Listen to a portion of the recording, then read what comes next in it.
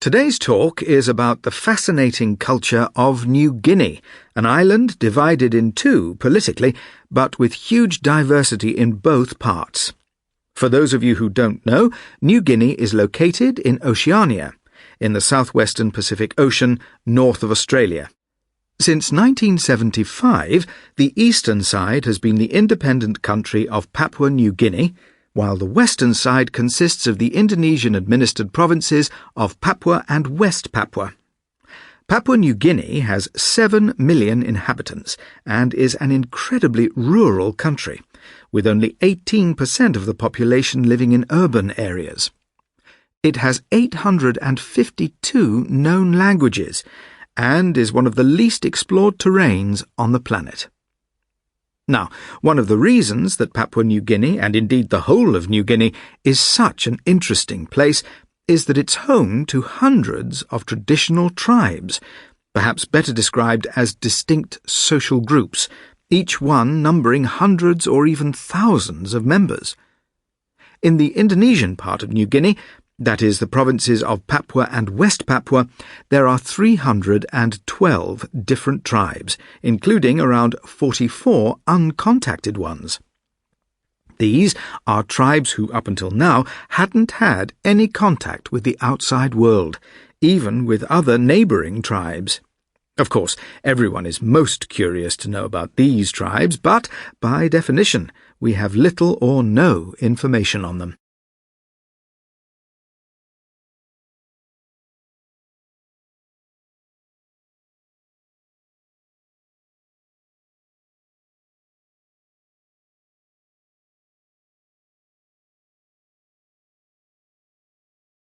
I'm now going to talk about the tribes of the Papua New Guinea highlands. These people only rarely had contact with the outside world until the 1960s, so they are still relatively isolated. When we start to examine the tribes, we see a common theme, which is the use of various methods to intimidate other groups so as to protect their own tribe. Let's look first at the Huli Wigmen, a tribe of about 40,000 from the Tari Highlands of Papua New Guinea. They have given their faces a very distinctive look by using yellow paint, and they wear belts made of pigtails, aprons made of leaves, and wigs, which are a sort of hat made from their own hair. This look is designed to scare off outsiders, which they also do with their bird dances, which mimic the birds of paradise that inhabit their land. Another highland tribe, the Asaro Mudmen, have the same intention as the Huli Wigmen, to ward off outsiders. By smearing themselves in clay and mud, they adopt the form of the river spirits, which are known to terrify their enemies. Their elaborate appearance is further supplemented with extended fingernails, and they wear terrifying masks which serve to accentuate their ferocious look. The Asaro Mudmen were discovered by the outside world less than 80 years ago, but have now become a symbol of Papua New Guinea and make an important contribution to the tourist trade.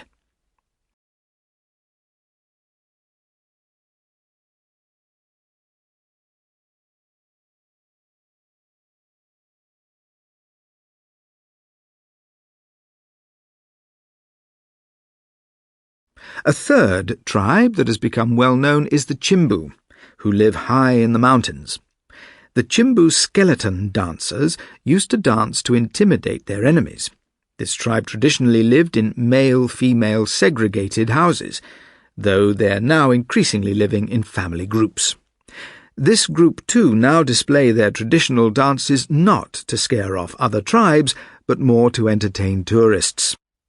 An interesting event, the Mount Hagen Sing Sing, takes place every year, involving over 50 tribes. This came about due to the constant fighting between tribes, which became a serious problem for the Papua New Guinea government. So, in 1961, it came up with the idea of a cultural show, which would bring together as many tribes as possible in peace and pride in their cultural heritage. The Mount Hagen Sing Sing is a wonderful opportunity for Papua New Guinea to showcase its fascinating cultural heritage. At this event, tourists and locals alike can witness the spectacular costumes, including 6-feet-high headdresses made of flowers, shells and feathers. Inevitably, there is some loss of authenticity associated with this kind of event. For example, chemical dyes are now used instead of the natural ones the tribes used earlier. However, a poor, developing country has to exploit whatever resources it has, and the wealth of this region is its tribal peoples.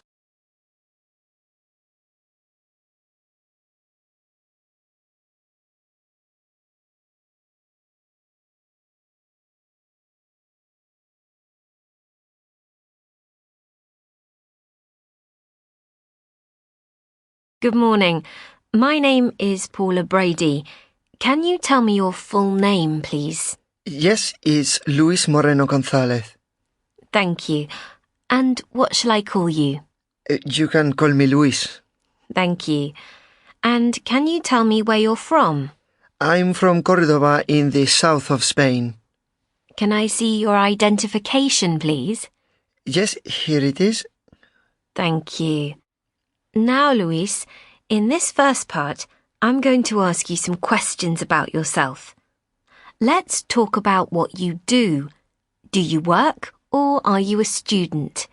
At the moment, I'm working, but I'm hoping to go to the UK to do my master's next September. What do you like most about your job? Well, I work in IT, and in fact, I will have been at my company for 3 years in March, so I know my job really well. The part I like best is helping people with their computer problems. Sometimes they're quite stressed, but when they call me and I tell them how to solve the problem, they calm down. It can be quite rewarding. And is there anything you don't like about your job? Yes, the hours. As I said, my job involves helping people having computer problems, and obviously these can happen at all times of the day and night. So sometimes I have to work on evening and night shifts. The problem is that my sleeping patterns are affected. Would you like to change jobs in the future? Yes, but I want to stay in IT. As soon as I get a master's, I can become a manager, and I think my work will be more varied and interesting, and less disruptive for my sleep. Okay, Luis. Now let's move on to talk about music. How much time do you spend listening to music? Oh, lots of time. Probably about 3 or 4 hours a day on working days, and a lot more on my days off. And what type of music do you listen to? I would say my taste in music is eclectic. I like all types, really, although I'm not so keen on classical music, but all types of modern music, pop, rock, R&B, hip-hop, dance music. I always keep up to date with new releases and follow the charts. Where do you usually listen to music? Everywhere. I have a stereo in my car, and also I have music on my phone, which I listen to when I'm walking or traveling by bus or train. I listen at home and even at work sometimes. Is music important in your culture? Yes, definitely. Spanish music, especially guitar music, is known all over the world. It's very haunting music about love and tragedy. The words are very poetic, and of course people dance our traditional dances to it. We really like to express our culture through music, and it's important in all our festivals. Okay, now we're going to talk a little about food. What are your favourite types of food? Well, I'm quite adventurous when it comes to food. I'll try anything. But I have a really sweet tooth, so I suppose my favorite food has to be desserts, like cheesecake or pancakes. Do you prefer eating out or eating at home? Without a doubt, I prefer eating out. In our culture, it's very normal to eat out several times a week. I like it because I can go with my friends and try new dishes. I'm not a very good cook, so eating at home is hard for me. How often do you eat with your family? I try to have lunch with my parents every weekend. We usually have a huge feast prepared by my mother. All the family are there, and we spend hours sharing our news and catching up on the gossip. But I can only do this at weekends. I really wouldn't have time for such a big meal with my parents if I visited them during the week.